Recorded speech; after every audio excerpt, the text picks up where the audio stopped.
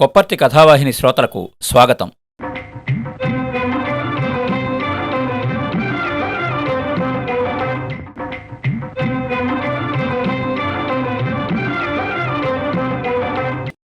కథాత్మలకు నమస్కారం. ఈ వారం మనం వినబోయే కథ వ్యూ పాయింట్. రచయిత్రి శ్రీమతి అల్లూరి గౌరీలక్ష్మి. వ్యూ పాయింట్ కథ. విజయవాడపో బస్సు ప్లాట్ఫారం నంబర్ 3 మీద బయలుదేరేటకు సిద్ధముగా ఉన్నది అన్న ప్రకటన వినబడుతోంది.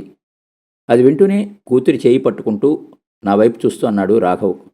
వారం రోజుల్లో వస్తారు కదూ డాడీ అంటూ బిక్కమొహం వేసింది కావ్య. బస్సు కదలడంతో నేను తల ఊపాను, వచ్చేస్తాను అన్నట్టుగా. బస్సు రయ్యన బయలుదేరింది. అవుట్స్కట్కి వచ్చేసరికి కావ్య నిద్రపోయింది.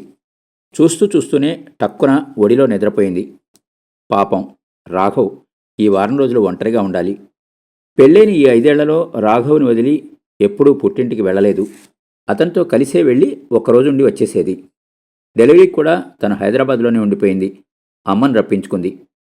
పాపని వీలుగా ఒళ్ళో పడుకోబెట్టుకుని హ్యాండ్ బ్యాగు సూట్ కేసు సరిచూసుకుని వెనక్కి వాలాను. రిలాక్సింగ్గా అనిపించింది. అంతలోనే దిగులు మేఘం నా మనసంతా కమ్మి నన్ను పాత జ్ఞాపకాల్లోకి నెట్టింది. నిజానికి నేను విజయవాడ పోకపోవడానికి కారణం రాఘవ్ని వదిలి ఉండలేకపోవడం కాదు. కాలేజీలో నేను పొందిన విఫల ప్రేమను గుర్తు చేసుకుని నిలవలేకపోవడం, ఆ దుఃఖాన్ని తవ్వుకుని భరించలేకపోవడం. 2 సంవత్సరాల పాటు ఎగిసిపడుతూ ఉరుకులు పరుగులతో కొండమీది జలపాతంలాగా మోహన్ని ప్రేమించాను. ఆ రోజుల్లో జీవితం పంచరంగుల కలలాగా ఉండేది. అందులో తావి వలపు. అసలు జీవితం ఒక అద్భుతంలాగా, రోజులు క్షణాల్లాగా ఆపాతమధురంగా గడిచిపోతూ ఉండేవి. ఆ తొలి ప్రేమ ఎంత స్వచ్ఛంగా ఉండేదో, ముగ్ధ మనోహరంగా ఉండేదో. ఆ అనుభూతి వర్ణించలేనిది. అనుభవించాల్సిందే తప్ప వివరించేది కాదేమో. బస్సు వేగం పుంజుకుంది. చల్లని గాలి ముఖానికి తాకుతోంది. క్లాస్లో 1 సంవత్సరం పాటు నిశ్శబ్దంగా తన వైపు చూసేవాడు మోహన్. తను క్యాజువల్గా అందరి వైపు చూస్తూ మోహన్ వైపు చూసేది. ఆ క్షణం కోసం ఎప్పటినుంచో ఎదురుచూస్తున్నవాడిలాగా ఆర్తిగా నా చూపుల్ని చెయ్యి పట్టుకున్నట్టు పట్టుకునేవాడు. నిజంగానే మనిషిని విడిపించుకున్నంత కష్టమయ్యేది చూపు మరల్చడం. బీకాం సెకండ్ ఇయర్ అంతా ఇదే తంతు. ఈ వ్యవహారం ఎవరికంటా పడకుండా చూసుకోవడంలో ఒక థ్రిల్. అందరిది ఒకే వయస్సు. అలాంటివి స్మెల్ చేయడంలో అందరూ దిట్టలే. కానీ తను బహు గడుసుగా ఎవరికీ దొరకకుండా మెయింటైన్ చేసేది. సెకండ్ ఇయర్ ఆఖరి రోజు ఎగ్జామ్స్ అయిపోయాయి. అందరూ ఓ చోటు చేరి వచ్చే మార్కుల పర్సంటేజ్ గురించి మాట్లాడుకుంటున్నారు. నేను కూడా ఎవరితోనో ఏదో చెప్తున్నాను. హాలిడేస్లో ఎక్కడికైనా వెళ్తున్నారా? ఎవరో మెల్లగా మధురంగా అడుగుతున్నారు. తలతిప్పి చూశాను. మోహన్. లేదు అన్నాను. ఎప్పుడైనా బయటకు వస్తారా? ఆత్రంగా అడిగాడు. ఆదివారాలు సాయంత్రం అమ్మా నేను దుర్గగుడికి వెళ్తూ ఉంటాం, అంతే అని చెప్పాను. ఎవరో మా వైపు చూపులు తిప్పారు. ఓకే సీయూ అనేసి వెళ్ళిపోయాడు మోహన్. నేను ఇంటివైపు నడిచాను. మోహన్ అలా అడగడం నాకెంతో ఆనందం కలిగించింది.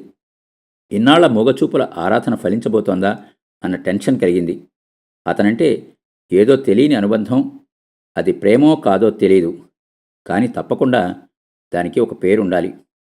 అభిమానం అంటే కాదు, అంతకు మించిందే అని అనిపిస్తుంది. అయ్యో ఎంత పొరపాటు జరిగింది. అతను పలకరించగానే అతనితో మాట్లాడుతూ నడవాల్సింది. ఏదైనా చెప్పేవాడేమో. పాపం ఎక్కడికైనా వస్తారా, కలుద్దాం అని అడగబోయి ఉంటాడు. తనేమో ప్రిన్సెస్ లాగా అమ్మా నేను గుడికెళ్తాం అనేసింది. అమ్మా నేను ఎక్కడికెళ్తే అతనికెందుకు? నా అజ్ఞానం మీద నాకే కోపం వచ్చింది. సెలవులు బోర్ కొడుతోంది. వారం గడిచింది. ఆ రోజు ఆదివారం.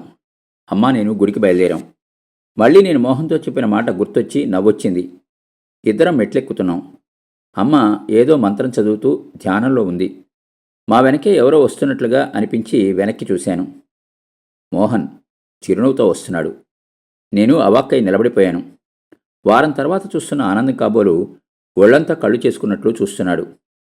పద పద అన్నట్టు నోటి మీద వేరించుకుని సైగ చేశాడు. అప్పటికే అమ్మ ఒక 10 మెట్లు ముందుంది. నేను గబగబా అమ్మని కలిశాను.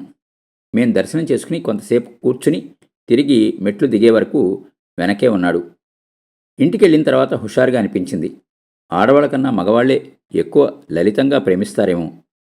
వారం రోజుల తర్వాత నేను గుడికి వచ్చే రోజు కోసం ఎదురుచూసి ఎక్స్పెక్ట్ చేసి రావడం కనబడగానే ఎంత ఎగ్జైటింగ్గా చూశాడని తనకెంత ఆశ్చర్యం కలిగిందో తలుచుకుని నవ్వుకున్నాను.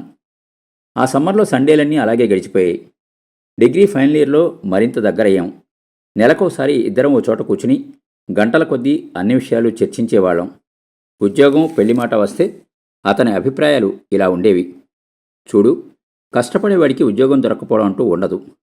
రికార్డ్స్లో ఉండేవాళ్ళందరూ నిరుద్యోగులు కారు. ప్రతివాళ్ళు ఏదో ఒక పని చేస్తూనే ఉంటారు. కొందరికి తమ తెలివితేటలకు తగిన ఉద్యోగం ఎప్పటికీ దొరక్కపోవచ్చు. మనిషి కష్టపడదలుచుకుంటే ఉద్యోగాలకి కొదవలేదు. ఆఫీస్లో ఫ్యాన్ కింద కూర్చునే ఉద్యోగాలు కావాలని నేను అనుకోను. పాల ప్యాకెట్లు పేపర్లో వేయడం నుంచి ఇంటింటికి వెళ్ళి మీ తోట బాగు చేస్తాం అంటూ నా ఒంటి శ్రమని ఖర్చు పెట్టి సంపాదిస్తాను. మనిషి మొదట తన శ్రమశక్తిని నమ్మాడు. క్రమంగా తెలివితేటల్ని పెంచుకుని శారీరక శక్తిని మర్చిపోయాడు. చెప్పేవాడు ఉపన్యాసాలు ఇచ్చేవాళ్లాగా. అలా అలా కష్టపడి సంపాదించి ఏం చేస్తావు అని అడిగింది తను ఒకసారి వేళాకోళం చేస్తూ. నిన్ను పోషిస్తాను అన్నాడు బెరిసే కళ్ళతో. నేను మాత్రం నువ్వు కష్టపడి తెస్తుంటే ఇంట్లో కూర్చుని తింటానా? నాకు వీలైన ఉద్యోగం నేను చేస్తాను అనేది తను. అగ్రీడ్ అనేవాడు. అతనికి జీవితం అంటే భయం లేదు, బేల కాదు. అతని పక్కన జీవితం ఒక చిక్కులెక్క లాంటిది ఏదైనా చేస్తూ ఉండగానే సాల్వ్ చేసేస్తాడు అని అనుకునేదాన్ని. అతనికి తల్లి తప్ప ఎవరూ లేరని చెప్పేవాడు. ఆత్మవిశ్వాసం అనేది పుట్టుకతో వస్తుంది తప్ప చుట్టూ పరిస్థితులను బట్టి కాదేమో. ఇద్దరం బాగా చదివి మంచి మార్కులతో పై చదువులకు వెళ్ళాలి అనుకునేవాళ్ళం. చదువుల అంతు చూడాలి అనేది తను. అప్పటి ఆశలు ఆశయాలు చెట్టు నిండా పూసిన మొగ్గల్లాంటివి. ముగ్ధంగా రాబోయే భవిష్యత్తుకేసి ఆశగా చూసే వయస్సది.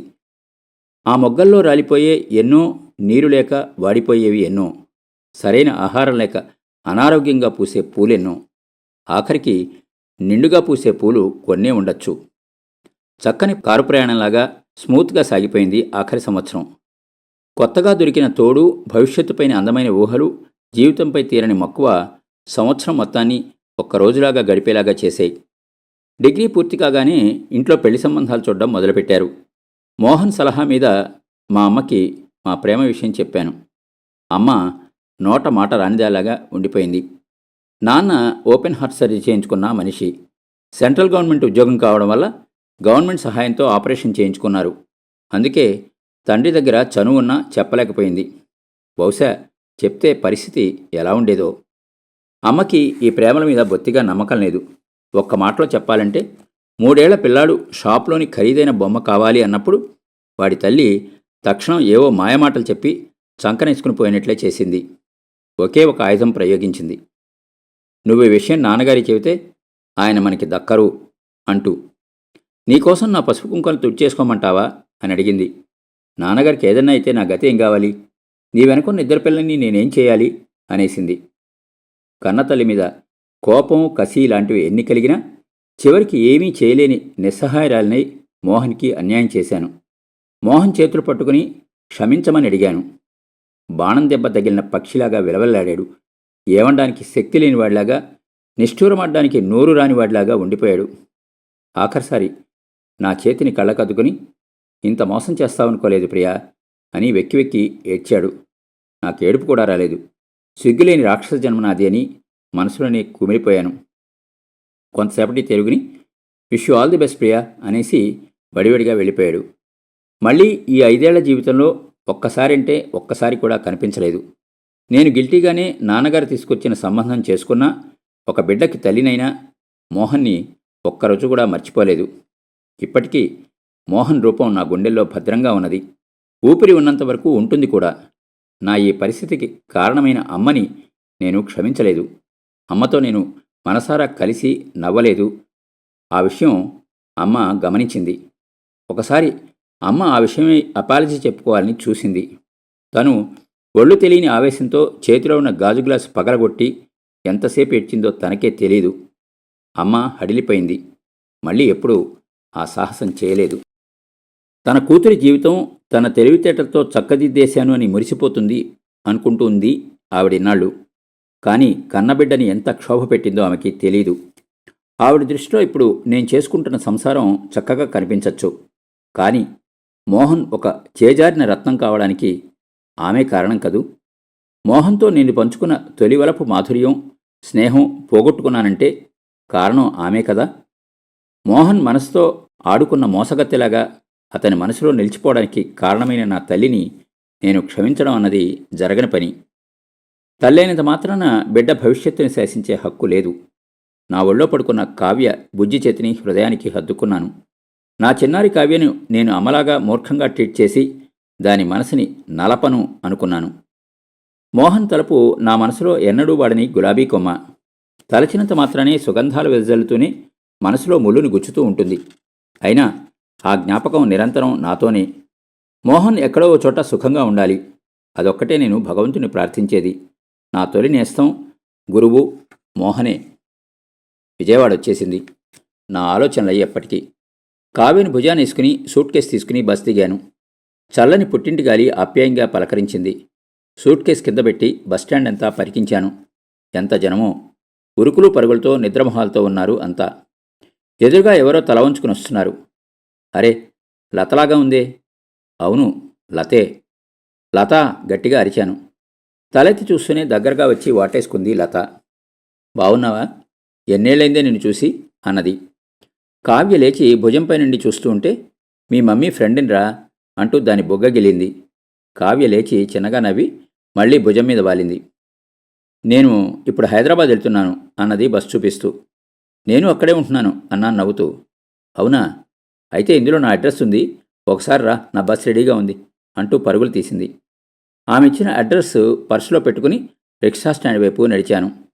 రిక్షా ఎక్కి కూర్చుంటే అలవాటైన రోడ్లని సోడియం వేపర్ కాంతితో చూస్తుంటే దిగి నడవాలి అని అనిపించింది. లత మా పక్కింట్లో ఉండేది. ఎంఏ చదువుతూ ఉండేది. లత నాలాగా పిరికిది కాదు. తల్లి మాయమాటలకి లొంగిపోవడానికి ఇంట్లో అందరినీ ఎదిరించి చివరికి ఒప్పించి తన క్లాస్మేట్ రామిరెడ్డిని పెళ్లి చేసుకుంది. తర్వాత కొద్ది కాలానికే వాళ్ళ కుటుంబం విజయవాడ నుండి వెళ్ళిపోవడంతో వాళ్ళ కబుర్లు తెలియలేదు. ఒక విధంగా నా పెళ్లి కూడా లత పెళ్లిలాగా కామ్గా జరిగిపోతుంది అని అనుకున్నాను. లత ఎంత అదృష్టవంతురాలు! అందరికీ అంత అదృష్టం పడుతుందా? హైదరాబాద్ తిరిగి వెళ్తూనే లత ఇంటికి తప్పనిసరిగా వెళ్ళాలి. ఇంటి ముందు రిక్షా ఆగ్గానే దిగాను. నాన్నగారు తలుపు తీశారు. అందరూ లేచారు. అమ్మ, తమ్ముళ్ళు దాన్ని ఎత్తుకోవాలని చూడడంతో కావ్య ఏడుపు అందుకుంది. వారం రోజులు అందరితో సరదాగా గడిపి తిరిగి ప్రయాణమయ్యాను. అమ్మ కోపగించుకుంది. వెంటనే బయలుదేరుతున్నందుకు ఆమెకి నచ్చజెప్పాను. వెళ్లే రోజు తమ్ముణ్ణి తీసుకుని దుర్గగుడికి బయలుదేరాను. నేను పోగొట్టుకున్న ప్రియబాంధవుణ్ణి గుడి జ్ఞాపకాలతో ఒకసారి తడిమి చూసుకున్నాను. ఒక్కసారి మోహన్ కనిపిస్తే బావుణ్ణు అని అనిపించి గుండెని ఎవరో నొక్కినట్టయింది. బాధ గొంతుకలో గడ్డకట్టింది. అమ్మవారి దర్శనం చేసుకుని కొండ దిగాం. తమ్ముడితో ఏవో కబుర్లు చెబుతూ ఉంటే మోహన్ చెప్పే మాటలు గుర్తొచ్చాయి. అస్పష్టంగా తను కూడా ఇలాగే కనపడ్డ వాటి గురించి ఎక్స్ప్లెయిన్ చేస్తూ ఉండేవాడు. హైదరాబాద్ వచ్చిన 2-3 రోజులకి లత ఇచ్చిన అడ్రస్ తీసుకుని ఆమె ఇంటికి బయలుదేరాను. కావ్యని పక్కింటి ఆంటీ దగ్గర వదిలాను. సిటీ బస్ ఎక్కి 2 స్టాపుల తర్వాత దిగి ఆటో ఎక్కాను. చాలా తేలిగ్గా దొరికింది ఇల్లు. వచ్చావా ప్రియా అంటూ ఎదురొచ్చి చేయి పట్టుకుంది లత. కూతురికి 5 ఏళ్ళు ఉండొచ్చు. హోంవర్క్ చేసుకుంటోంది.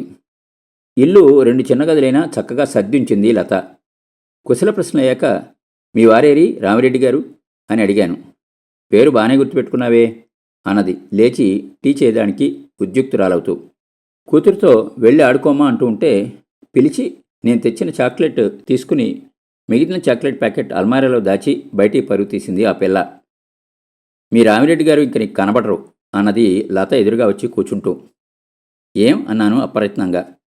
పుట్టింటికి పంపేశాను, సరిగా కాపురం చేయకపోతే అన్నది చిన్నగా నవ్వుతూ తన సహజ ధోరణిలో. అంటే అన్నాను అయోమయంగా. లత మొదలుపెట్టింది. ఇద్దరం కలిసి ప్రైవేట్ కంపెనీలో చిన్న చిన్న ఉద్యోగాలేవో చేస్తూ ఇక్కడే మకాం పెట్టాం. ఒక 6 నెలలు ఆనందంగానే కాలం గడిపేశాం. వాళ్ళు వచ్చి అతన్ని రహస్యంగా కలిసిపోతూ ఉండడం నాకు తెలీదు. నాకు తెలిసేసరికే అంతా అయిపోయింది. అతను మారిపోయాడు. అతను చిన్నప్పటి నుంచి ధనవంతుడు కావడంతో దర్జాగా పెరిగాడు. ఇలా నాతో కష్టపడుతూ జీవితం గడపడం అతనికి సుఖంగా లేదని నేను గమనించాను. కానీ ఆ కష్టమే తను నా కోసం సులువుగా పడతాడు అని అనుకున్నాను. అతనికి ఈ లైఫ్ బోర్ కొట్టింది. ఆ సమయం కోసమే ఎదురుచూస్తున్న అతన్ని వాళ్ళు అతని ఇంటికి తీసుకుపోవడానికి తయారుగా ఉన్నారు. వెళ్లే ముందు మా వాళ్ళు నా కోసం బెంగబడ్డారట. వాళ్ళని చూడాల్సిన బాధ్యత నాకున్నది కదా, కొన్ని రోజులు చూసొస్తాను అన్నాడు. సరే అన్నాను. అలా వెళ్ళినవాడు మళ్ళీ తిరిగి రాలేదు. అప్పటికి పెళ్ళయి సంవత్సరం గడిచింది. నాకు 6వ నెల. ఆఖరి ప్రయత్నంగా నేనే అతని ఊరు వెళ్ళాను. అతనికి పెళ్ళి అని చెప్పారు. నేను గట్టిగా అడిగితే నిజమే అన్నాడు. నిన్ను కూడా వదలకుండా చూసుకుంటాను, ఇది మంచంలో ఉన్న నా తల్లి కోరిక అని సముదాయించబోయాడు. అటువంటి వెన్నెముక లేని మనిషి మీద అసహ్యం వేసింది.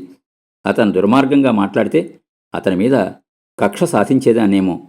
పోలీస్ కంప్లైంట్ ఇచ్చి గొడవ చేసి ఇలా దిగజారినట్లు మాట్లాడేసరికి అతనంటే ఏవగింపు కలిగింది. నాతో పెళ్లికి ఎలా కన్విన్స్ అయ్యాడో ఇప్పుడు తల్లి చెప్పిన పెళ్లికి కూడా అలాగే కన్విన్స్ అయినట్టు కనపడ్డాడు. సో ఇది నా కథ. ఇప్పుడు నా బిడ్డని పెంచుకుంటూ ఒంటరిగా జీవితం సాగిస్తున్నాను.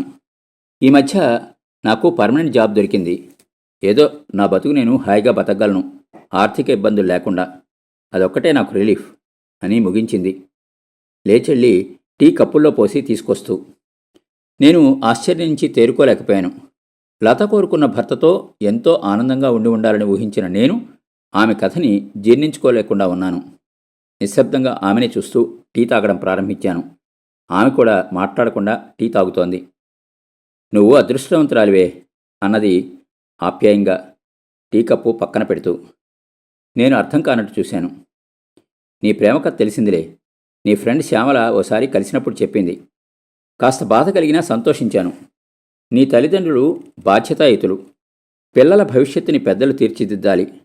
అందుకే నీ ప్రేమ కథని పక్కకు పెట్టి చక్కటి సంబంధం తెచ్చి పెళ్లి చేశారు. నువ్వీనాడు సుఖంగా ఉన్నావు అన్నది లత.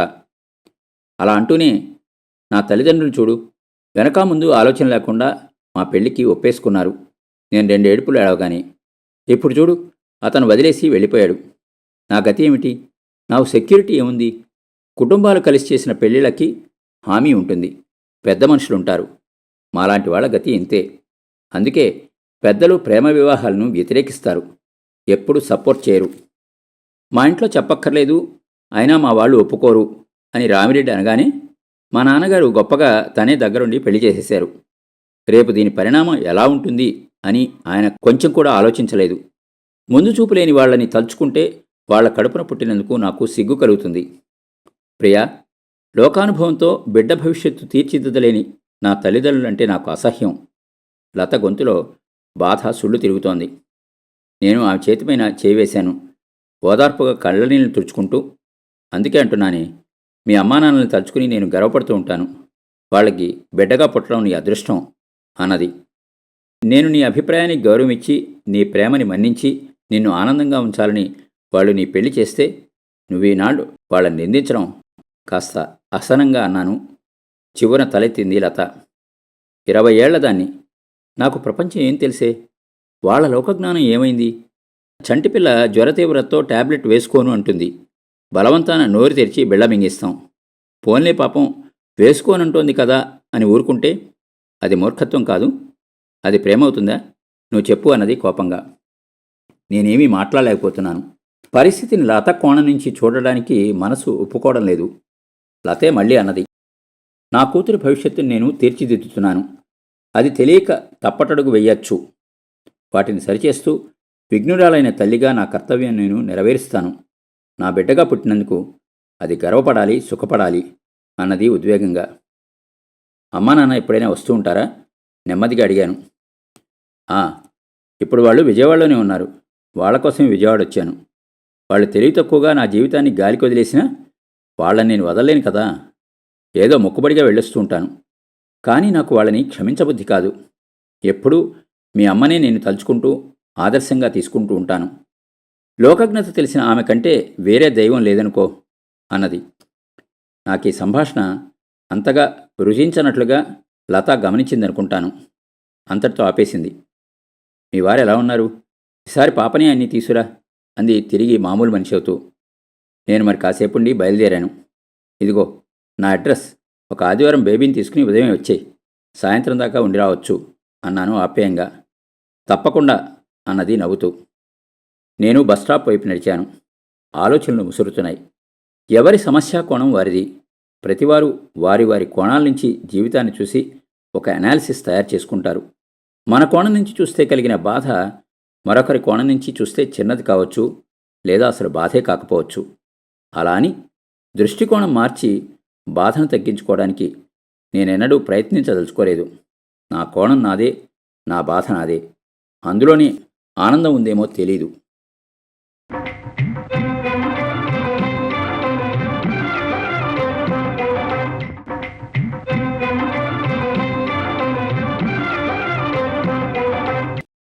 విన్నారు కదండి, అల్లూరి గౌరీలక్ష్మి గారి కథ వ్యూ పాయింట్. సాధారణంగా నేను కథ చదివి వినిపిస్తాను. ఆ కథ చదవడానికి కారణం కానీ, ఆ కథలోని అంశాలు, ఆ కథలోని ప్రత్యేకత, ఇలాంటి కథాపరిచయ వాక్యాలు ఆడియోలో చెప్పను. కానీ కథని ఆడియో రూపంలో మిత్రులకి పంపించేటప్పుడు ఒక చిన్న మెసేజ్ ఇంట్రోలాగా జత చేసి ఆడియో పంపిస్తాను. ఈ కథకి మిగతా నేను చదివిన కథ కన్నా విభిన్నంగా ఈ కథ గురించి, ఈ కథ నేను చదవడానికి గల కారణం గురించి మీకు ఈ ఆడియోలో చెప్పదలుచుకున్నాను.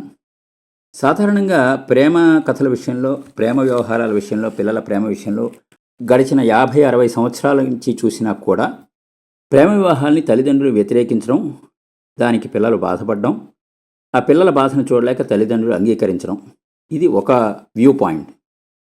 లేదా తల్లిదండ్రుల్ని ఎదిరించి పిల్లలు పెళ్లి చేసుకుని వెళ్ళిపోవడం మరొక. తల్లిదండ్రులు అంగీకరించినా అంగీకరించకపోయినా ప్రేమ పెళ్లిళ్ళు చేసుకుని సుఖపడ్డవాళ్ళు ఉన్నారు, కష్టపడ్డవాళ్ళు ఉన్నారు, విడిపోయిన వాళ్ళు ఉన్నారు. కానీ ఈ కథలో రచయిత్రి ఏం చెప్తున్నారు అంటే, ఒకవైపు ప్రేమ వివాహాన్ని అంగీకరించని తల్లిదండ్రుల్ని దూరంగా ఉంచుతూ ఈ కథ తన కథగా చెప్పుకుంటూ వచ్చింది. అదే సమయంలో తను కలిసిన మిత్రురాలు తను ప్రేమ గురించి చెప్పగానే తల్లిదండ్రులు ఒప్పుకొని తనకి పెళ్లి చేయడం, ఆ వివాహం విఫలవడం, ఇది తల్లిదండ్రుల తప్పుగా చెప్తూ వచ్చింది. ఇద్దరు మిత్రురాళ్ల మధ్య జరిగిన దాంట్లో ఒకరు తమ ప్రేమని తల్లిదండ్రులు అంగీకరించకుండా ఉండడం వల్ల తల్లిదండ్రులు మంచివాళ్ళు కాదు అని స్పష్టంగా అనకపోయినా ఒక అయిష్టత అనేది మనసులో ఉండిపోయింది. రెండో వారి విషయంలో వాళ్ళు అంగీకరించినా కూడా తన ఆలోచన తప్పా రైటా అని చూసుకోకుండా వాళ్ళు వివాహం చేసి తన చేసిన పొరపాటుని వాళ్ళు కూడా గ్రహించకుండా వాళ్ళు పొరపాటు చేశారు కాబట్టి వాళ్ళంటే తనకిష్టం లేదు అని చెప్తోంది. ఇక్కడ రెండు చోట్ల తల్లిదండ్రుల్ని తప్పు పట్టినట్టుగా ఈ కథ రచయిత్రి రాశారు. కానీ ఈ కథలో ఉన్న ప్రత్యేకత ఏమిటంటే, ప్రేమ వివాహాల విషయంలో తల్లిదండ్రుల వ్యూ పాయింట్, ఈ కథలో ఉన్న ఇద్దరి వ్యూ పాయింట్ కాదు, మూడో వారి వ్యూ పాయింట్ గురించి నేను మాట్లాడుతున్నాను. తల్లిదండ్రుల వ్యూ పాయింట్ ఎలా ఉండాలి అన్నది ఈ కథలోని స్నేహితురాళ్ళు ఇద్దరూ కలిసి పాఠకులకి, కథ విన్నవాళ్ళకి, చదివిన వాళ్ళకి ఒక అభిప్రాయము, ఒక ఆలోచన కలిగేలాగా ఒక విభిన్నమైన రీతిలో గౌరీలక్ష్మి గారు ఈ కథ రాశారు. అందుకోసం ఈ కథను ఎంచుకుని నేను చదవడం జరిగింది. మామూలుగా సాధారణమైన కథలాగే కనిపించినా కూడా అంతర్లీనంగా ఈ కథలో ప్రేమ వివాహాల మీద ఒక ఆలోచన, ఒక అభిప్రాయం, పాఠకులు ఆలోచించి తెలుసుకోవాల్సిన విషయం అంతర్లీనంగా కథలో ఉన్నది అని అనిపించింది. అదే నేను ఈ కథ రికార్డ్ చేయడానికి గల కారణం. మరో మంచి కథతో కలుద్దాం. అంతవరకు సెలవు. మీ కొప్పర్తి రాంబాబు, విశ్రాంతి ఉద్యోగి, ఇండియన్ బ్యాంక్, విజయవాడ.